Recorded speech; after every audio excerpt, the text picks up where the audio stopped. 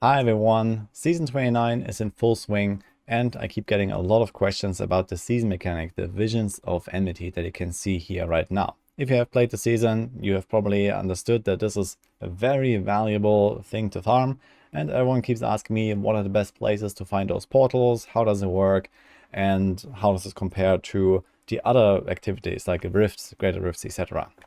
And it turns out those Visions of Enmity are pretty damn good. As you can see here, you have those goblin packs that appear sometimes, you have those rift guardians and give you keys, you get tons of bounty mats, tons of normal mats, and a lot of loot in there.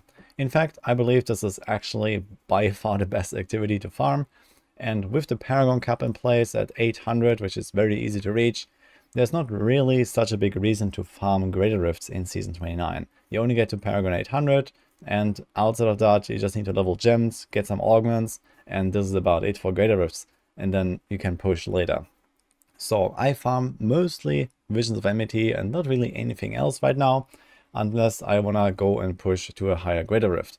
And I'm going to show you how to do that most efficiently. So the first thing you need to know is that the visions actually get harder the deeper you go. There are multiple levels. There can be between 1 and 15 levels of scaling difficulty and scaling rewards. And the deeper you go, the more valuable they become. You can see here that is like, for example, level 7 or something like that. And you keep dropping those legendaries left and right, even from normal monsters in there. There can also be some levels where you have everything full of blue elites and you get like 20 legendaries. You can literally find an entire inventory full of loot in some of those later levels. This is how crazy it scales. It's definitely much better than most people ever achieve in Greater Rift farming or in T16 farming. And on top of this, there seems to be like a slightly higher chance to get better loot, like more ancients and primals, or maybe this is just my impression, but at the end of the day, this is definitely the thing to farm for loot in Season 29. The way that I usually approach this is that when I enter one of those visions for the first time, I try to just like rush through the first like 2-3 levels or so. So I don't really full clear those levels unless it's something like a goblin level, as you can see here. But a regular level, they don't really drop all that much in like level 1, 2, or 3 or so. And usually it starts ramping up after that. So instead of wasting my time and trying to full clear them, I just kind of try to go to like at least the mid-tier levels and then start clearing those a bit more depending on what it is. And then I just try to rush to the end and try to clear as much as possible in the later levels. So I really leave no, like even little trash monster unharmed when I'm like in level 10, for example, because even those guys can drop like 1 or 2 legendaries down the line. But on the other hand, in the level 1 or 2 or so, even from like a full clear, you might not even get a single legendary. So this is definitely number 1 time waster. Don't full clear the first levels, but full clear the later levels. And also, how do you find those portals? Well, the strategy that I've adopted now is I just farm car levels for the most part. It's actually fairly easy to sustain your materials with just doing this strategy.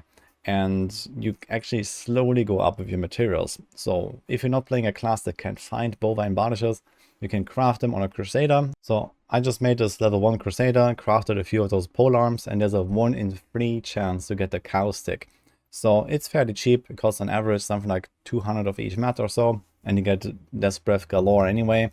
And sometimes you get those goblin packs and they give you those mats back and more. So as long as you don't continuously craft items all the time, you will be fine just doing this strategy. But other than that, you can also just go to any high density zones in adventure mode. I like especially a bunch of zones in Act 1, like Festering Woods, Halls of Agony. You can also go to other zones like Weeping Hollow. You can even go to like Act 2, Temple of the Firstborn, for example. So it's kind of up to you where you want to go, what you want to grind. But I think those are some of the best zones out there if you just want to find those portals. And if you go there with a really fast build, it seems to be somewhere in the range of like a 1% chance on kill to spawn all those portals. You can get those pretty fast. Sometimes you might get unlucky, it might take a few minutes. Sometimes you get them back to back. And in cow level, there's the good thing. There are like around 500 cows or so. So you can definitely get multiple portals quite reliably in one of those cow sticks. Another thing I was doing with my wizard was also just grinding Act 1 bounties while going into those vision portals. So I was trying to get a good Ring of Royal Grandeur, and while doing those bounties I was just like clearing my way through the areas. It didn't really slow me down very much. Instead of just only teleporting. I was just sometimes throwing some meteors, boom, there's a portal, you go in there. However, you have to be careful. When the vision closes, it will spit you out back in town. So at the end of the run, there's always this one singular goblin that marks the final level. And when you defeat this one and click on the chest that spawns, you will get this 30 seconds timer. And this portal just teleports you back to town. So if you're in the middle of a bounty, you may want to just finish the bounty first and then go back to the portal. Or you have to kind of remember where it is at least, so that you can go to the bounty again that you were just doing, so they can actually finish the run in the end. But this seemed to be a pretty efficient strategy, at least for a solo player, where I have full control over when the portals spawn and when I go in. In groups, this might be a bit trickier because you actually have to coordinate a little bit, but it is definitely very efficient. Also, it's important to note that if a portal is already up, you cannot find another portal. So you have to finish this portal first and then go and find another one. So you have this 30-second timer, so that's usually what you can use to sort out your inventory. In some cases, you might have to go back multiple times during a single Visions run, because you just get so much loot. But this is also something to keep in mind. You don't want to go around and just randomly farm monsters while the 30 seconds timer is going, even if you could do that if you're really fast. So this is just a waste of time, and instead wait until the timer is over and then go back to blasting. Also, I did some little testing here on how do the visions actually scale, and found out some quite interesting things here. So I want to show this off a little bit. So I collected some of the numbers, and basically I was curious, how hard do they scale? Because we know that the difficulty ramps up as you go deeper and deeper levels. You can get up to 15 levels, and I collected the numbers of some of them at least. And we have the base value here in a T16 Rift. The Rift Guardian, for example, has around 4 trillion life. And then in the first level of a vision, if you find Rift Guardians, they have around 4.7 trillion. And then they seem to be getting exactly a flat value of 681 billion, or exactly 17% of the base value extra per level.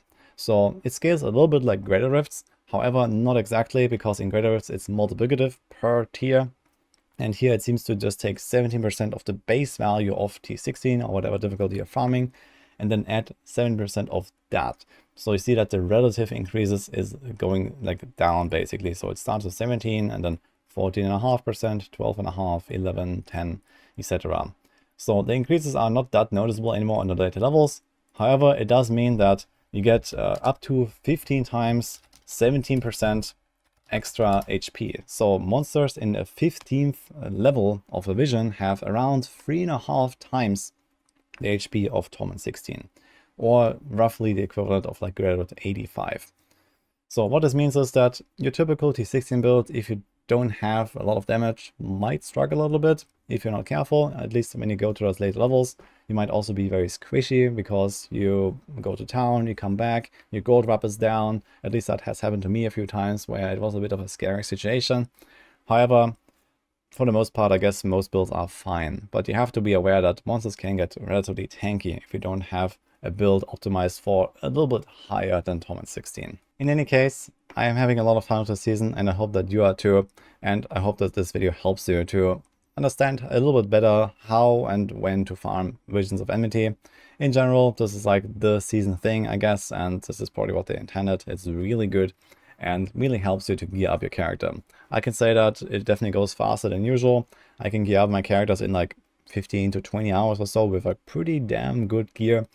And this is faster than what I am used to, at least. And the good thing is it's relatively easy because it's in Torment 16. Even if the difficulty scales up, you can just go in there and blast through it with many different builds and gear up very efficiently compared to Greater Rifts, where some classes are just much slower than others. So that's it for this video. Hope you liked this one, and I'll see you guys next time.